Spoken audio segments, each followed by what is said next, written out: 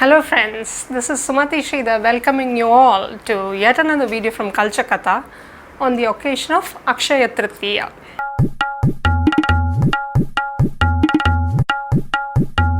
So Akshaya Tritiya, as you may know, falls in the month of Vaishakha on the third day after Amavasya, that is in the phase of the growing or waxing moon. Now we all know that over the last couple of decades, Akshaya Tritiya has come to be associated with the purchase of gold. In the consumerist world we live in, it's become the norm for those who can afford it to go buy gold on this day or invest in properties or maybe buy some consumer durables for the house and so on. But was this day always about accumulating wealth and riches? Was that its speciality? Maybe not. The name of this auspicious day itself probably holds a clue to the answer. Akshaya means perpetual or undiminishing, that which does not become less. And Tritiya refers to the third lunar day that falls either after the new moon or Amavasya or after the full moon or the Purnima.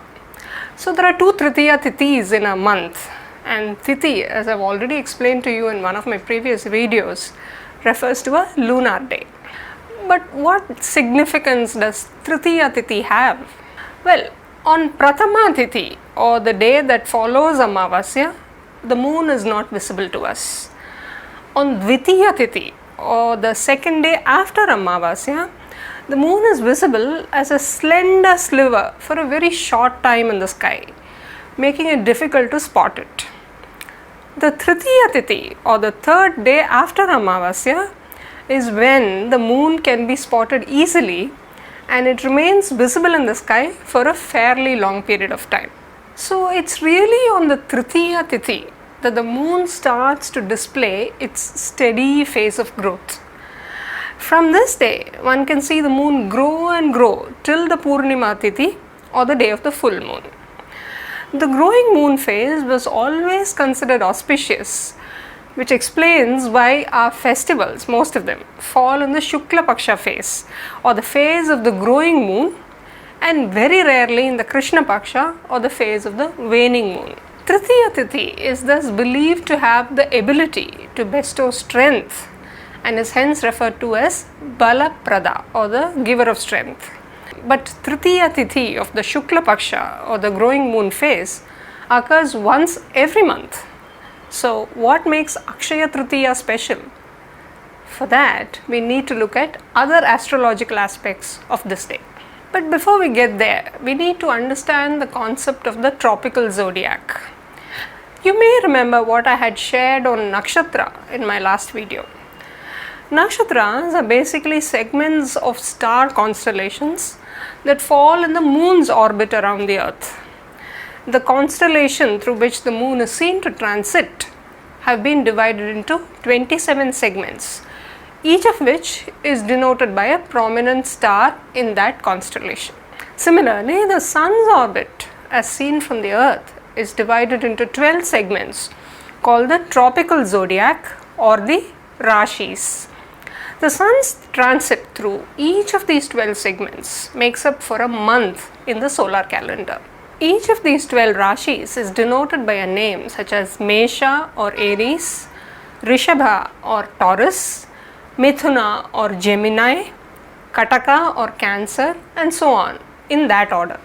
And it is on the Tritiya Tithi of the brighter half of the Hindu month of Vaishakha, that starts with mid-April and ends in mid-May, that the sun is believed to transit through the Mesha zodiac, while the moon is in alignment with the Rishabha zodiac, which means that the two celestial bodies are seen in adjacent zodiacs. Now what makes Akshaya Tritiya more special is that the positions of the sun and moon in these zodiacs are the best positions they can ever be in. Let me explain. We all know that there are 9 planets or grahas in Indian astrology.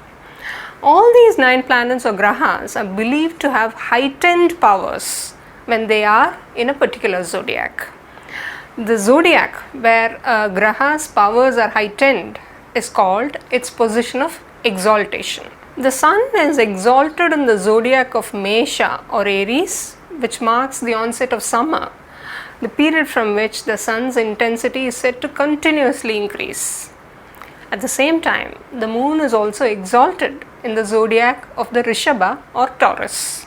And it is this combination of exaltation of both the sun and the moon achieved on the Tritiya Tithi of the month of Vaishakha, which makes this day particularly auspicious. For this reason, it's one of those rare days in a year when every second of the day is considered auspicious, which makes it a full Muhurat day. Of course, as with many of our festivals, Akshaya Tritiya too is related to the crop cycle. In Odisha, for instance, farmers start cultivation of their lands on this day. It's also the day when work starts on the construction of the chariot of Puri Jagannath's Ratha Yatra.